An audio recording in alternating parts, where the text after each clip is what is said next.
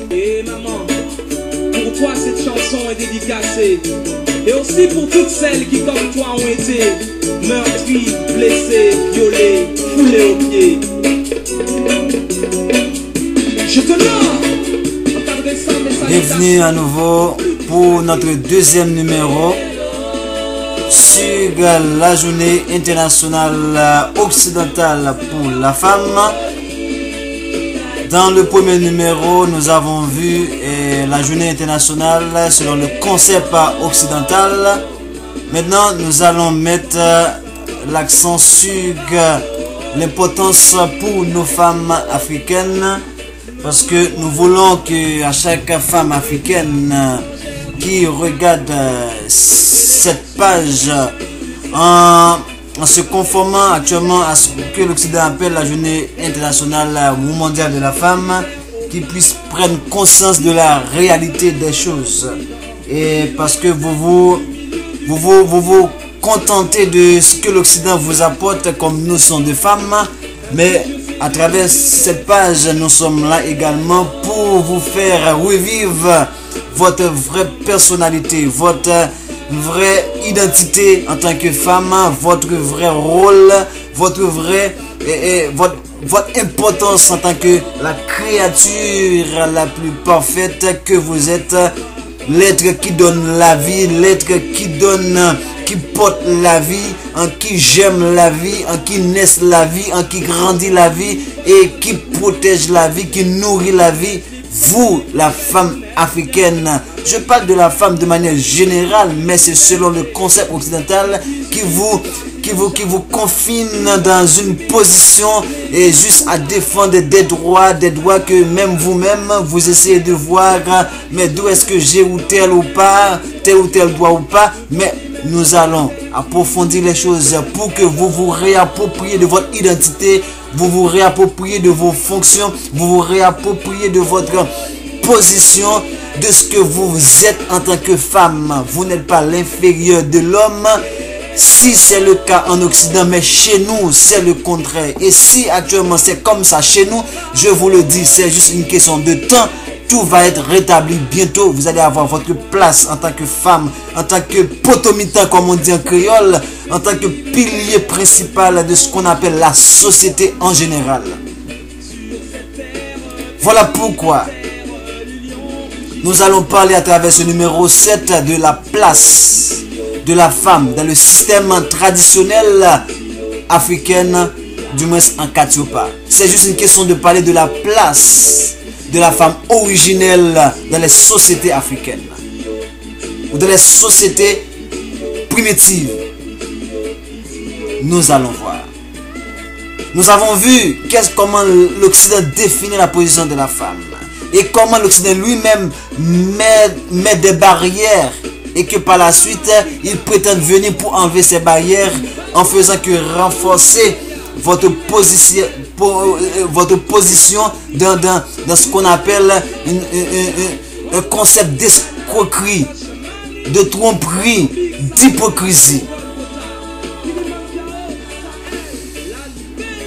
C'est pourquoi nous commençons ce numéro avec Sahel qui vous a dédié ce numéro particulier, et le numéro qui va suivre, qui c'est le troisième numéro où on va parler des femmes célèbres et héroïnes d'Haïti et de Katiopa. La place de la femme africaine a longtemps été l'objet de plusieurs débats dans notre société dite moderne, qui ne restent que des préjugés. Les débats ne restent que des préjugés. Préjugés qui, dans le fond, restent superflus du fait de la méconnaissance même de la tradition africaine et de ses valeurs. En effet, l'on pense souvent que la femme africaine n'a de valeur que dans le foyer. Elle n'est qu'une simple domestique. C'est ça qu'on a le plus souvent, c'est ça que l'Occident véhicule. Or, la place de la femme dans le système traditionnel en Katiopa, Afrique, dépendait en général des pays, des régions, des coutumes ethniques et de la capacité personnelle des femmes elles-mêmes. Et d'époque en époque, si on peut ajouter. De ce fait, les femmes jouaient un rôle considérable que nul homme ne pouvait, quel que soit son rang dans la société, les priver de ce droit. Je reprends pour vous. De ce fait, les femmes jouaient un rôle considérable que nul homme ne pouvait, quel que soit le rang de cet homme dans la société, les priver de ce droit. Ainsi, dans le domaine économique, les femmes avaient plus de pouvoir que les hommes dans la mesure où elles disposaient des champs propres à elles qui leur permettaient de produire et d'accumuler à leur propre niveau. Et cela leur revenait directement. C'est pas comme de nos jours l'Occident qui se bat, les femmes occidentales qui se battent pour avoir le droit d'autonomie, le droit au travail. Non, dans les sociétés primitives africaines, avant la colonisation, telle a été la situation de nos femmes. Et chez nous en Haïti, on dit femme c'est potomitan. Et dans le concept haïtien, moi je suis haïtien, je parle d'Haïti. Dans le concept haïtien, on dit que c'est la femme qui gère l'économie de la famille. L'homme est allé travailler, mais il doit tout ramener à la maison sous la gestion de la femme. Ok? Et un homme qui agit contrairement à ce principe, il est vu comme quelqu'un de tout ce qu'on peut qualifier de mauvais. C'est un dictat, c'est un homme dur, c'est quelque chose, c'est ok? Il est vu de mauvais œil. Aussi, les femmes avaient une gestion rationnelle et opérationnelle au quotidien, à tel enseigne que le chef de la famille, à savoir l'homme, lorsqu'on parle de chef ici, c'est pas en termes de majordome, on parle de chef en tant que leader de la famille. On dit que les femmes avaient une gestion rationnelle et opérationnelle au quotidien, à tel enseigne que le chef de famille leur remettait la part de céréales qui devait servir pour la nourriture quotidienne. C'est ce qu'on appelle droit à la gestion. Il y avait également une sorte de division de travail entre l'homme et la femme. Lorsque dit l'homme, c'est l'homme du foyer et la femme du foyer. Il y avait une division de travail. Les jeunes de la cour et les femmes elles-mêmes, du fait qu'elles bénéficiaient des services de ces derniers. Ce type d'organisation, de par sa structure, est spécifique à la tradition primitive de cette terre qu'on appelle Afrique, mais je dis Katiopa. Les femmes pouvaient alors avoir des biens personnels, leur permettant de jouir d'une autonomie comme ça se doit. En outre, les femmes détenaient des pouvoirs magistraux et contrôlaient des organisations purement féministes. C'est pas comme de nos jours, on parle de trucs de féminin, blablabla. Ça, c'est juste de... Je ne sais comment même les qualifier. On dit que les femmes détenaient des pouvoirs magistraux et contrôlaient des organisations purement féministes à caractère professionnel et religieux. Ok? À caractère professionnel et religieux dans les sociétés. Ok? C'est ainsi que, ok, dans les sociétés africaines, c'est ainsi que la gestion des semailles,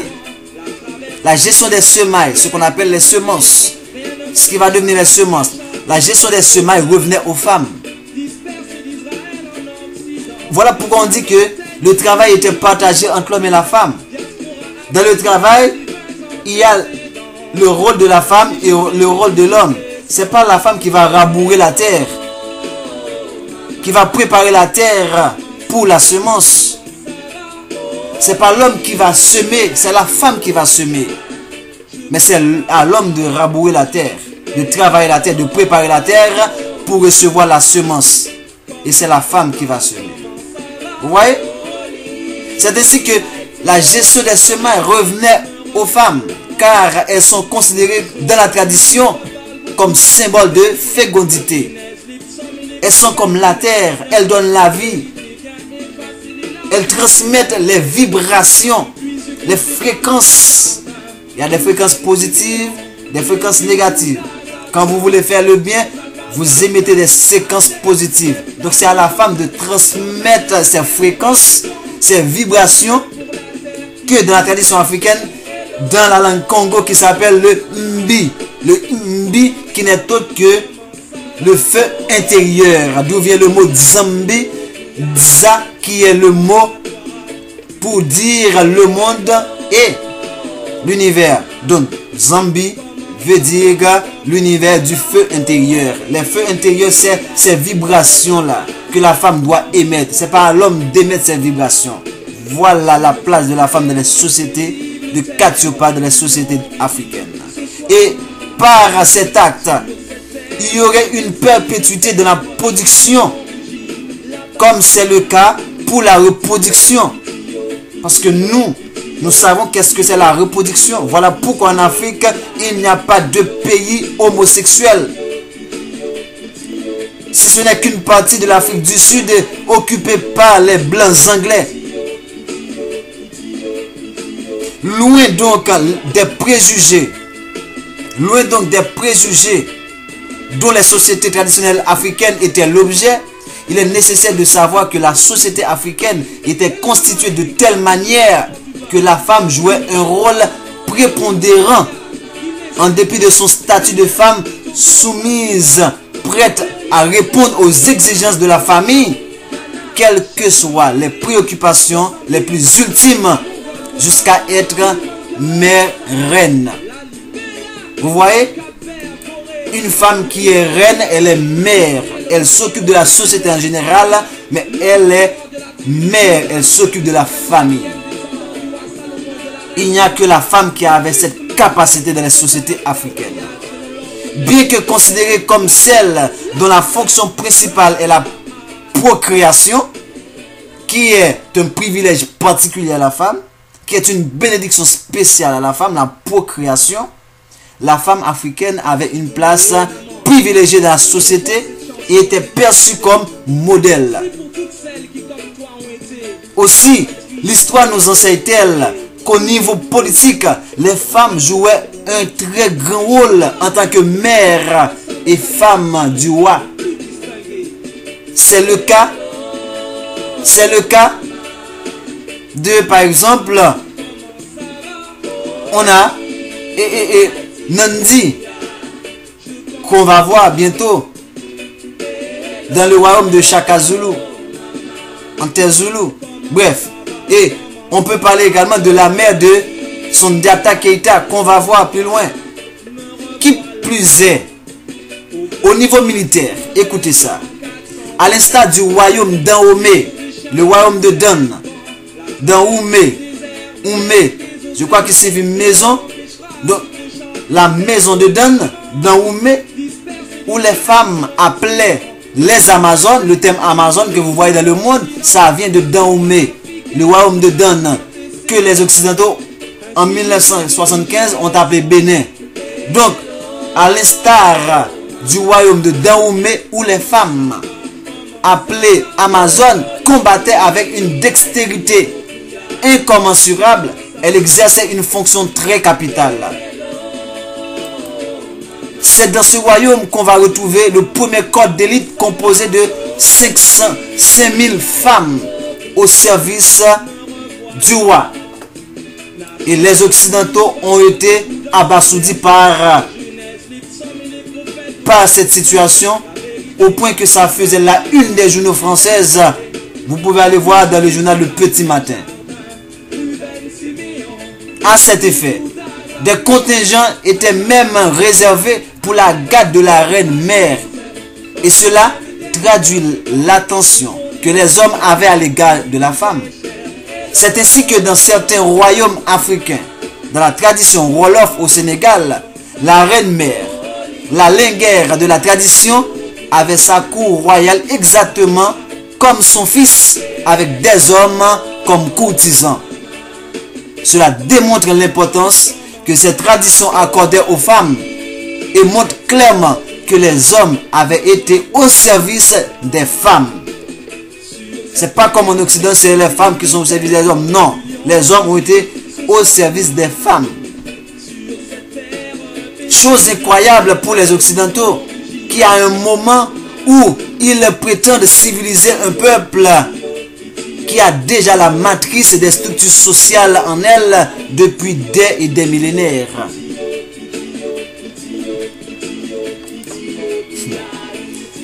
C'est aussi le moment de parler des femmes célèbres et héroïnes qui se sont donné corps et âme dans les batailles aboutissant à l'indépendance de l'Empire d'Haïti le 18 novembre 1803, que nous allons voir plus bas. Cependant, avant de voir cela, comme dans toute organisation humaine, des failles subsistent à des endroits.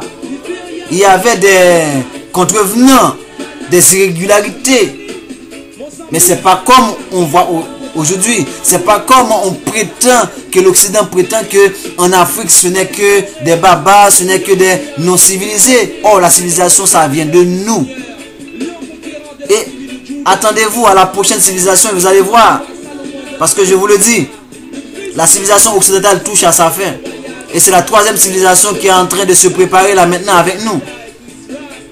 Donc, le principal responsable, c'est la terre de Congo qui a son âme en exil en Haïti. On dit, il convient de les relever, ces failles, afin de mettre en lumière ce qui pouvait constituer un blocus dans l'exercice de la fonction de la femme dans la société traditionnelle africaine de nos jours. À un moment donné de l'histoire, les femmes ont compris que les privilèges, à un moment donné, nous allons voir ce moment, à un moment donné de l'histoire, les femmes ont compris que les privilèges qui leur étaient accordés au sein de la tradition ne constituaient en réalité qu'une infime partie de celles qu'elles devraient exercer dans la cité. À un certain moment, la femme s'est rendue compte que les privilèges qu'on lui accorde de nos jours n'ont rien à voir que ce que la femme avait dans le temps. Et c'est à partir donc des indépendances, les femmes africaines vont obtenir des acquis considérables sur le plan individuel, car elles vont constater que les privilèges de la tradition sont en réalité des formes voilées d'aliénation de leur liberté, ce qui provoqua chez elles une prise générale de conscience dans toutes les différentes parties de la vie.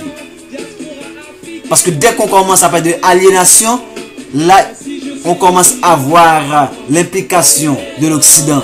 On commence à voir l'arrivée de l'ennemi qui n'est autre que la colonisation, la barbarie de la colonisation, la barbarie de l'esclavage. Et c'est à partir de là que les droits des femmes vont commencer à être violés en terre d'Afrique. Elles vont donc se rendre compte qu'en réalité, elles n'étaient pas avantagées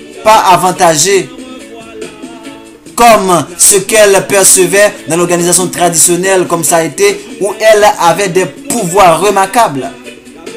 En effet, elles vont vite comprendre le phénomène du mariage comme un système où elles n'avaient pas droit de décision, car contraintes à épouser quelqu'un pour qui le sentiment le plus ultime n'est jamais apparu pour parler d'amour.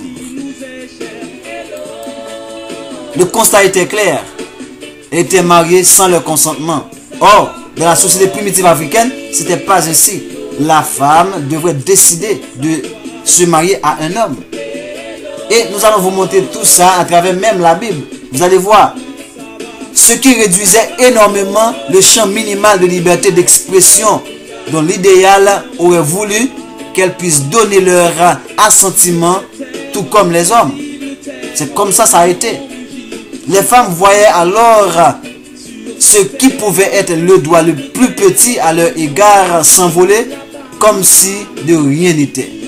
Elles réclamaient dans ces conditions la liberté de choix de leur conjoint afin de vivre un amour sincère et vrai. Et ce qui a amené aux dérives de nos jours que les femmes choisissent n'importe comment, les hommes choisissent n'importe comment leur conjoint. Aussi, dans certains travaux, les femmes étaient étonnées de voir que même les plus petits garçons avaient des pistes échappatoires tandis qu'elles subissaient l'injustice des hommes sans pouvoir y faire face. Ce qui, dans les normes, était difficile à accepter. Les femmes vont alors s'appuyer sur des principes universels des droits de l'homme préconisés par l'Occident, propagés par l'Occident pour mener à bien leur combat afin d'obtenir gain de cause. Voilà comme la femme africaine va entrer dans le concept occidental de droits de l'homme. Suite à cela, nous remarquons l'émergence au fil des années des femmes à la magistrature suprême, notamment le cas du Libéria. Vous voyez? On est toujours le modèle. En Afrique, on a eu des femmes présidentes. En Haïti, on a eu des femmes présidentes. Mais dites-moi aux États-Unis, en France, combien de femmes présidentes vous avez? Aucune. En dépit du fait qu'ils disent c'est eux qui sont venus avec ce qu'on appelle les droits de l'homme. Or, nous savons tous que les notions des droits de l'homme, c'est venu avec ce qu'on appelle la charte de Mandé de Sundiata Keita. Voilà pourquoi nous, quand il s'agit de faire ce qui est conforme, c'est vite fait. Parce que nos gènes sont assimilés à cela. Voilà. Ça, c'était juste un reportage selon le livre de ce qu'on appelle de Boro Aranjuman Modeste. Ok? Avec entretien de René Allenstein. Donc, maintenant, pour approfondir cela, sur la place de la femme dans les sociétés africaines, et il y a une chose que je devrais vous ajouter. Aujourd'hui, regardez bien. Vous avez 1 million de femmes dans une salle. Vous avez un enfant d'un jour mâle, un garçon. Donc l'Occident va écrire, va parler au masculin et non au féminin. Un enfant mâle en Occident a le dessus sur toutes les femmes de la terre. Or, en Occident, c'est pas, en Afrique, c'est pas ainsi. D'ailleurs, la notion d'être humain, en Occident, vous êtes citoyen à partir de 18 ans, 21 ans. Or, en Afrique, la femme, l'homme est un être humain à partir de la conception même. À partir de la conception même, voire à la naissance. Bref. Il faut reconnaître que le binôme femme-tradition avait déjà été évoqué par certains écrivains africains, comme par exemple Seydou Badian ou Sembene Ousmane. Bref. Donc, il y a ce qu'on appelle David Ananou. Par exemple, pour dénoncer ou décrire la situation des personnes féminines dans un univers fait de coercition et de restriction qu'est la société traditionnelle. Donc lui, à travers son document, son roman, au titre évocateur, il a dit que la femme est placée dans la perspective d'une évolution de la tradition au progrès. Ok? Mamadou Kamé l'a bien vu lorsqu'il affirme dans son roman Africain et Tradition que l'ampleur du thème de la femme dans le roman africain se justifie par la nécessité de l'évolution des mœurs et des mentalités. Alors, il nous revient de nous interroger sur les liens que la femme entretient avec la tradition, de savoir la situation que traverse le sujet humain, le sujet féminin dans l'univers traditionnel, de savoir si la femme est un être libre ou émancipé, la tradition africaine, la femme est un être libre. C'est en Occident que la femme est un être émancipé. Autrement dit, quels sont les rapports que la femme a avec la tradition dans le roman de Fatou Keïta? Que dit la femme dans cet univers traditionnel? Subit-elle les us et coutumes de la tradition ou par contre les transgresse-t-elle? Pour cela, nous allons voir un ensemble d'éléments. Par exemple, c'est quelle est la place de la femme dans la société traditionnelle? On dit la place de la femme dans la société traditionnelle, dans la société. La place de la femme est importante dans la société traditionnelle africaine. Outre son rôle de mère de famille, elle est chargée de toute la gestion de la maison comme on l'avait vu. À ce niveau, les femmes assument une responsabilité sociale. Elles se considèrent souvent, malgré tout, un peu sous-estimées ou sous-valorisées. Dans les sociétés africaines traditionnelles, les femmes jouent un rôle mineur dans la société africaine à partir de la colonisation. Il existe peu d'exemples de femmes qui soient investies de la souveraineté suprême et placées seules au sommet de la hiérarchie, contrairement à la situation avant l'arrivée des barbares colons pour la colonisation des Arabes musulmans. Deuxième élément, la femme comme agent de culture. Nous allons voir la femme comme agent de culture, comme agent de transmission de culture ou transmission culturelle. Dans la société africaine, nous allons voir la femme comme agent de transmission culturelle. Le ratio femme-tradition, tel qu'il s'inscrit dans l'œuvre divasienne, est entaché de plusieurs interférences. Avant de ressortir ces échanges, il convient de définir le vocable tradition.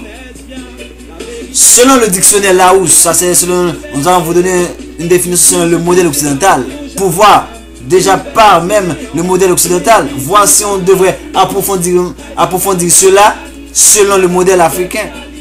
Selon le dictionnaire Larousse, le vocable tradition vient selon son étymologie latine de ratio, radio, qui veut dire action de se livrer, action de transmettre. Vous voyez, tradition, ça veut dire transmettre, livrer. La tradition se définit donc comme l'ensemble de croyances, l'ensemble de coutumes, l'ensemble de mœurs, l'ensemble de doctrines, de principes et de valeurs, etc., transmis oralement sur un long espace de temps. Vous voyez? Voilà pourquoi on dit que la femme est un agent de transmission culturelle. Et la matrice de tout peuple est la culture. Et on ne peut pas parler de nation sans culture. Et c'est l'ensemble des traditions qu'on va retrouver dans la culture. C'est quoi? C'est ce qu'on appelle les croyances, les coutumes, les mœurs, les doctrines, les principes, les valeurs, etc. qui sont transmis oralement sur un long espace de temps. Voilà ce qu'on entend par tradition. Et de nos jours, on veut nous faire croire que la tradition, c'est quelque chose de... Nous allons voir. Pour Amadou Mpateba, qui dit tradition, dit héritage accumulé pendant des milliers d'années par un peuple. Je prends cela pour vous. Ça, c'est selon Amadou Mpateba, qui dit tradition, dit héritage accumulé pendant des milliers d'années par un peuple. Or, nous avons dit que la personne responsable de la transmission culturelle n'est autre que la femme. Ça, c'est dans les sociétés africaines. Ainsi, dans le cas du roman soumis à notre étude, le personnage féminin est au centre de la transmission de l'héritage culturel. Nous verrons donc au cours de cette partie comment celle-ci pérennise le clan ou la tribu, ou transmet des savoirs à la jeune fille pour que celle-ci s'accomplisse dans sa vie de femme. Ok? Autre élément, troisième élément, c'est la femme agent de conservation de la culture. Il n'est pas question seulement de transmettre la culture, mais il faut pouvoir conserver la culture. Tout ça encore, c'est le rôle de la femme. Par ailleurs, la femme théâtralisée ici peut être considérée comme l'élément de pérennisation du clan ou de la culture ou de la tribu. En effet, dans la société traditionnelle africaine, la femme y apparaît comme le personnage source par qui naît ou se transmet une descendance. Je mets ça pour vous en parenthèse. On dit de la société traditionnelle africaine, la femme y apparaît comme le personnage source par qui naît ou se transmet une descendance. Contrairement en Occident où on parle de paternalisme, dans nos sociétés africaines on parle de matriarcat, non pas de patriarcat. Dans la tradition africaine, le modèle de société est fondé sur le matriarcat et non sur le patriarcat selon le modèle occidental. L'enfant hérite la mère et non le père. L'héritage de l'enfant, ça vient de la mère. Parce que l'héritage, avant d'être matériel, l'héritage est d'abord quelque chose de spirituel. Et cette spiritualité, on le trouve de ce qu'on appelle le mbi, le feu intérieur, qui n'est autre que l'ensemble des croyances, l'ensemble des cultures, l'ensemble des coutumes, l'ensemble des mœurs, l'ensemble, la façon de penser, de percevoir, la façon, oh là là, des valeurs, des principes. C'est ça le mbi, qui est le feu intérieur. Et c'est à la femme de transmettre cela et de la conserver, de s'assurer de la pérennisation de toutes ces valeurs. Donc, chez nous, l'enfant hérite la mère et non le père.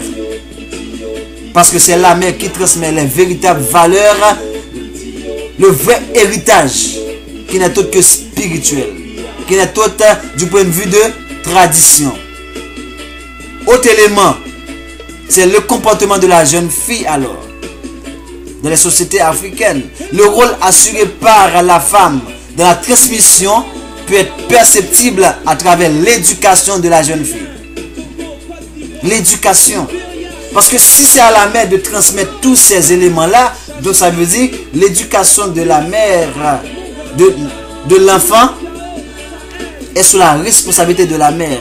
Et c'est la mère qui a, comme on peut dire, les facultés nécessaires pour un meilleur apprentissage. Parce que l'enfant est déjà lié à la mère depuis la conception. L'homme est en dehors de ça. L'homme a une part à jouer. Mais la conception, ce n'est que question de la femme. Voilà pourquoi vous voyez que les enfants sont toujours plus proches de la mère que du père. Pourquoi? Parce que sa chair est la chair de la mère. Son sang est le sang de la mère. Tout son être n'est autre que la mère. C'est comme je vous ai dit, la mère c'est la terre. Tout comme l'arbre vient à partir de la terre, l'enfant vient de la mère.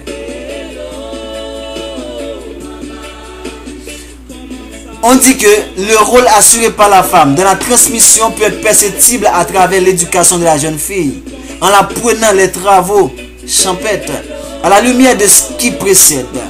Tout porte à croire que la femme joue un rôle déterminant dans la transmission de la culture et de l'héritage familial. Ok?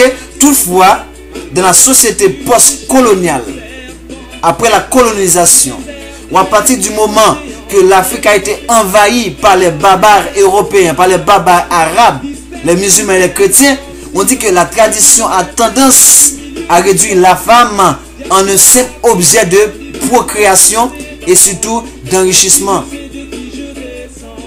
c'est à partir de là que l'image de la femme va être ternie par la servitude, par l'extermination ou par le désordre, le chaos que vont créer les musulmans et les chrétiens en Afrique. Voilà pourquoi je dis, c'est une honte pour un noir, c'est une honte pour nous en tant que noirs, peuple d'Afrique, de se dire chrétien ou musulman.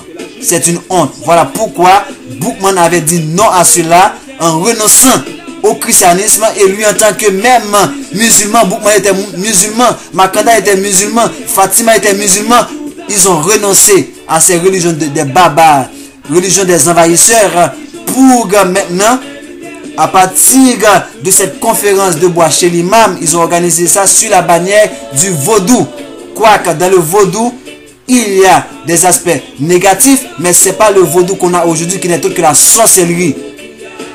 C'était un vaudou qui les ramenait à leur tradition, à leur valeur, à leur culture, à ce qui fait d'eux ce qu'ils étaient avant la colonisation. Ok? Il faut prendre ça avec précaution. Un autre élément, c'est la femme. Moins qu'un être humain, comme on dit, à partir de la colonisation, à partir de l'invasion de l'Afrique par les barbares. On dit que maintenant, la société post-coloniale, à partir de là, la tradition a tendance à réduire la femme en un simple objet de procréation et surtout d'enrichissement. Voilà pourquoi maintenant nous avons à parler maintenant de la femme moins qu'un être humain. Et c'est de là que l'Occident va jouer pour dire qu'ils vont nous civiliser. C'est comme eux encore qui ont créé le désordre. C'est comme ça ils font. Ils font la thèse, la synthèse. Et puis c'est ce qu'on appelle le abdo-abkao. Ils mettent le désordre. Après ils viennent comme réparateurs, comme sauveurs. Et voilà pourquoi on parle de la femme moins qu'un être humain de nos jours en terre d'Afrique. Depuis la colonisation et l'esclavage, dans la société africaine, la femme traditionnelle paraît moins qu'un être humain. C'est un objet. Comme vous savez, avec le code noir, ils ont fait de nous, que ce soit femmes ou hommes, des objets. Même pas des animaux, des objets. Parce qu'on était même la nourriture de leurs animaux, de leurs chiens, des crocodiles. Un être soumis à la procréation pour la femme, un moyen par lequel la famille, sinon les parents parviennent à leur fin.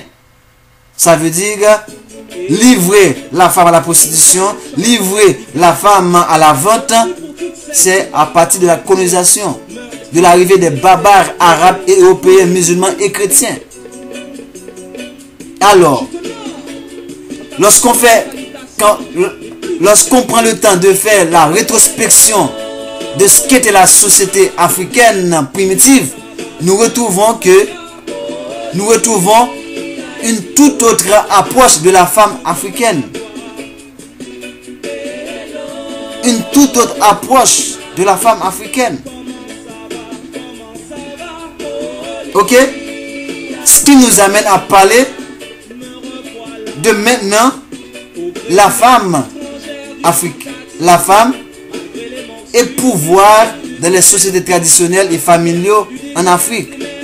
Ça, c'est à partir d'un document de Sonia Ben Messaoud et même Suzanne Kalalobe que nous allons vous donner cet extrait qui dit: femmes et pouvoir dans les systèmes traditionnels et familiaux comme modèle au Cameroun.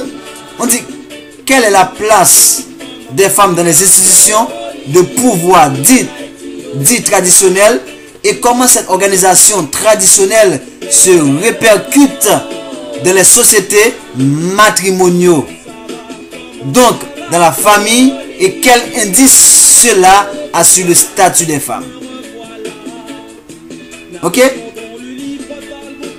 C'est comme on a dit, qu'est-ce que la tradition, les pratiques culturelles, l'organisation de la famille ont produit comme image de la femme, comme conscience sociale de la femme, comme rôle de la femme, et en quoi tout ce système aide ou n'aide pas les femmes à être des citoyennes responsables pour participer de manière solidaire à la construction de ce nouveau monde que nous voulons être responsables et citoyens. Mais je vous le dis, le nouveau monde, ça va être la prochaine civilisation avec le Congo comme tête de file, tout comme ça a été la première civilisation avec l'Égypte comme tête de file. Maintenant, on est sur la civilisation barbare des Occidentaux qui va prendre fin bientôt. On dit, qu'est-ce que le pouvoir au fond? Une entité abstraite, organisée ou des institutions? Le pouvoir n'est-il pas une relation entre deux corps sociaux organisés? Cette relation n'est-elle pas construite autour de la fonction et du rôle de chacun? Qu'est-ce qui fait que les femmes revendiquent un pouvoir de nos jours? Et qu'est-ce qui fait qu'à contrario, elles en sont exclues?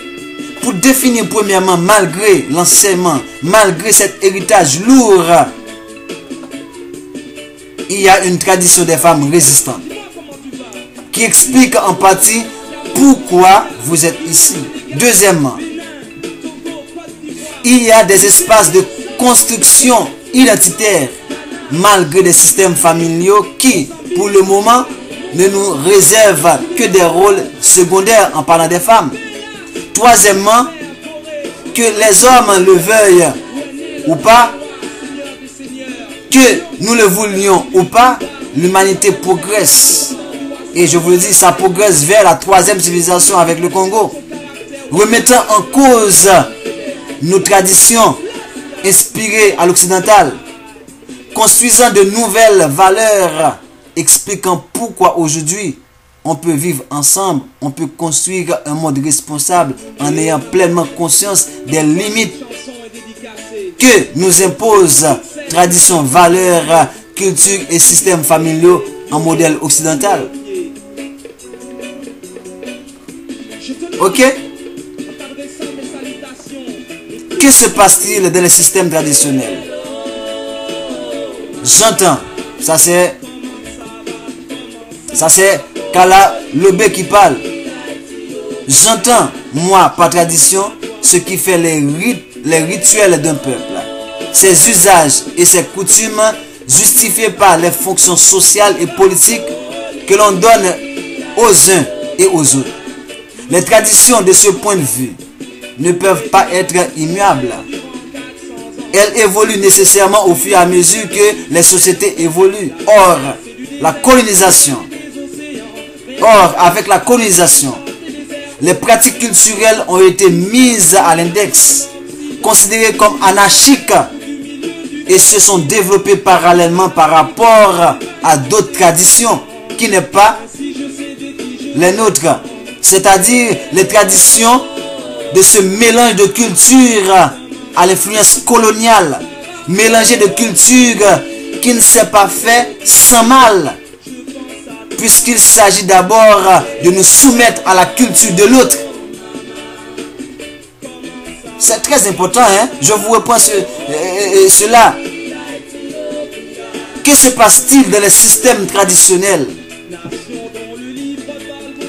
J'entends par tradition ce qui fait les rituels de peuple, ses usages, ses coutumes justifiées par les fonctions sociales et politiques que l'on donne aux uns et aux autres. Les traditions, de ce point de vue, ne peuvent pas être immuables. Elles évoluent nécessairement au fur et à mesure que les sociétés évoluent.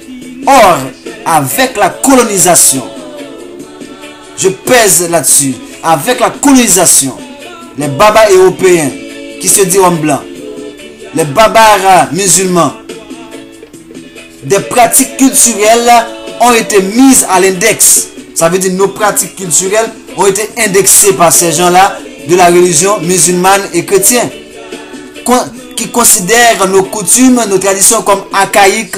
Voilà, de nos jours, quand on dit certaines choses, on veut dire, oh, ça c'est de l'archaïque, ça c'est archaïque, ça c'est du passé. Alors que c'est ce qui faisait nos valeurs. et se sont développés, on dit, ils sont considérés comme archaïques et se sont développés parallèlement par rapport à d'autres traditions. Aujourd'hui, les Haïtiens veulent être non pour modèle que les États-Unis, que l'homme blanc, que l'Européen. Le peuple le plus aliéné, je ne dis pas le peuple, de mon peuple, la nation la plus aliénée de nos jours n'est autre que la nation congolaise, la nation du Congo, n'est autre que la nation d'Haïti. Parce que dès qu'on dit Congo et Haïti, on parle la même chose. En étant en dispersion, la nation la plus handicapée spirituellement, mentalement, la nation la plus aliénée n'est autre que nos frères haïtiens. Aujourd'hui, quand on arrive avec ces genres de choses, ils trouvent toutes sortes de questions, mais ils ne vont jamais poser ces questions à l'église.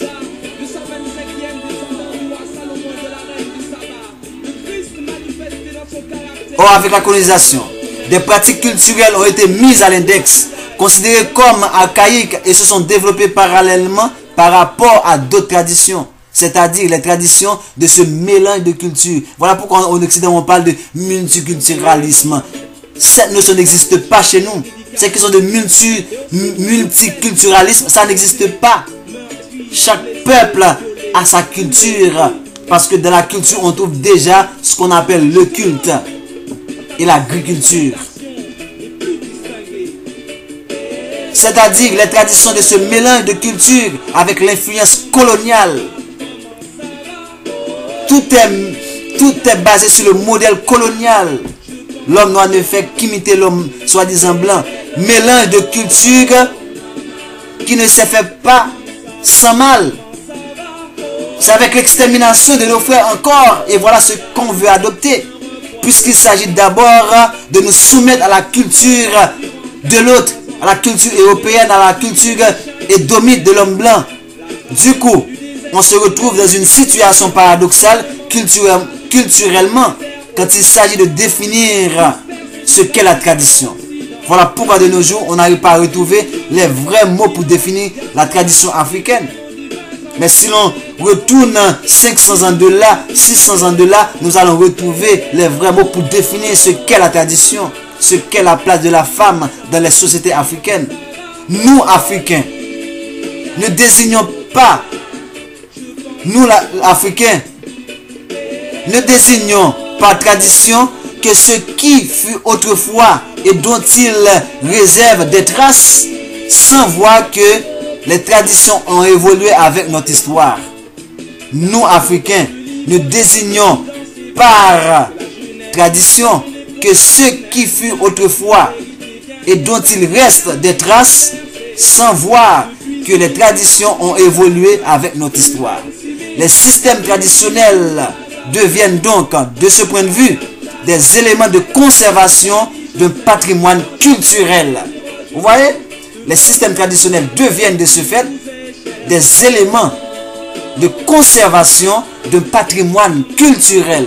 Certes, mais qui contiennent dans leur essence des éléments de soumission forcée, d'oppression nécessairement et de verticalité, puisque dans la tradition existait la monarchie.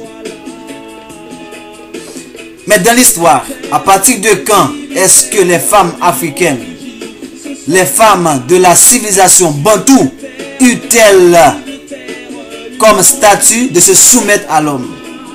Puisque dans l'histoire de l'Afrique, les premières reines, les plus grandes reines ont été des reines bantoues. Alléluia. On dit dans l'histoire, à partir de quand, c'est comme on l'avait vu, à partir de quand est-ce que les femmes africaines, les femmes de la civilisation bantoue, eut-elles comme statut de se soumettre à l'homme? Puisque dans l'histoire de l'Afrique primitive, les premières reines, les plus grandes reines ont été des reines bantoues. Que l'on se rappelle de Béatrice Kimpavita, reine du Congo, il y a eu des femmes qui ont dirigé et eu le pouvoir principal, comme Yeninga, comme la reine Zinga, qui a régné plus de 20 ans, même 40 ans je crois. Il y a des reines mères comme Nandi, de la civilisation Zoulou, du royaume Zoulou, en Afrique du Sud. Nous voilà donc héritières, vous femmes d'Afrique, de cette tradition contradictoire de nos jours, avec la présence du colon de l'ennemi chez nous, avec une histoire qu'on a occultée, de laquelle on a sorti les femmes en quelque sorte de leur pouvoir matriarcal, pour les faire entrer dans une histoire traditionnelle où c'est le pouvoir patriarcal qui va faire la force, qui va donc les reléguer au second, dernier ou tiers. Les traditions, je prends cela pour vous. Voilà donc, vous les femmes africaines, héritières de ces traditions contradictoires, venant de l'Occident, du colon, des envahisseurs, des barbares, avec une histoire qu'on a occultée. Votre vraie histoire a été occultée par l'Occident, par la colonisation, par l'esclavage, de laquelle on a sorti les femmes en sorte que de leur pouvoir, en quelque sorte de leur pouvoir matriarcal, on les a sortis de leur pouvoir matriarcal pour les faire entrer dans une histoire traditionnelle où c'est le pouvoir patriarcal qui va faire la force, qui va donc les reléguer au second, au dernier, au tiers. Les traditions, les pratiques culturelles sont ambivalentes, puisqu'on retient d'elles que ce qui justifierait l'invasion de la monogamie chrétienne. L'invasion de la monogamie chrétienne. C'est l'Occident qui vient avec ce concept de monogamie. On va voir cela, je vous le dis, attendez-moi, avec le numéro, la monogamie, la polygamie. Les traditions, les pratiques culturelles sont ambivalentes, puisqu'elles ne retiennent d'elles que ce qui justifierait l'invasion de la monogamie chrétienne et l'asservissement de la femme à l'homme au nom de la Bible. Au nom de la Bible. Est-ce que vous me permettez de reprendre cela? C'est tellement beau. Les traditions, les pratiques culturelles sont ambivalentes, puisqu'elles ne retiennent d'elles que ce qui justifierait l'invasion de la monogamie chrétienne et l'asservissement de la femme à l'homme au nom de la Bible. Et d'autre part, de l'exégèse chrétien. Autrement dit, quand on veut examiner la place des femmes dans les systèmes traditionnels en défendant nos pratiques culturelles, on doit l'examiner forcément sous un angle critique, d'un re-questionnement de la manière dont on a voulu reléguer les femmes et de la raison pour laquelle on veut les maintenir dans cette situation. Voilà pourquoi, tenu à nous présenter, voilà pourquoi nous tenons à vous présenter quelques-unes des femmes célèbres et héroïnes de l'Empire d'Haïti, en particulier, mais de manière générale, les femmes célèbres et héroïnes, les grandes reines mères d'Afrique. Ça, c'est le prochain numéro pour la place de la femme dans les sociétés traditionnelles de l'Afrique primitive de Katiopa. Prochain numéro, femmes célèbres de Katiopa. Femmes célèbres de Katiopa. Et nous allons passer prendre quelques femmes haïtiennes qu'on ne doit jamais oublier. Voilà l'histoire de la femme africaine. Voilà l'histoire de votre histoire, vous, femmes bantoues, femmes noires, égyptiennes, éthiopiennes de par le monde. N'écoutez pas l'Occident qui vous donne des salades, qui vous donne des bonbons empoisonnés pour parler de journée mondiale de la femme. Non, ce n'est que des arnaques, de l'escroquerie, de l'hypocrisie. L'Occident ne vous donne aucune importance. Vous êtes juste des marionnettes à la télévision, au cinéma, de la mode, pour servir à leur faim, pour abreuver leur soif de cupidité, leur soif de comment dirais-je, d'égocentrisme masculin. Voilà l'esprit qui est derrière ce qu'on appelle Journée mondiale de la femme.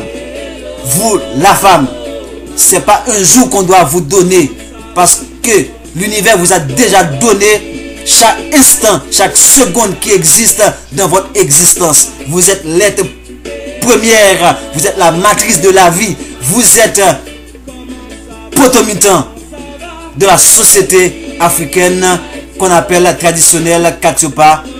Femmes, réveillez-vous. Femmes bantou, réveillez-vous. Vous noirs de partout, femmes, réveillez-vous. Votre temps va arriver pour que vous preniez votre place en tant que femme en terre d'Afrique. Voilà votre histoire. Soyez tous bénis. Je vous aime. Je vous aime. Je ne vais pas vous dire bonne fête parce que moi là, ça ne me regarde pas le 8 mars. Parce que ma femme, vous en tant que femme d'Afrique, vous êtes dans mon cœur, dans mon âme, dans mon esprit, parce que c'est à vous que je dois la vie sur cette terre. Bonjour et bonsoir. À très bientôt pour Femmes célèbres de Katiopa. Vérité révélée, c'est option, vérité révélée, Vérité ça, Jean-Luc verset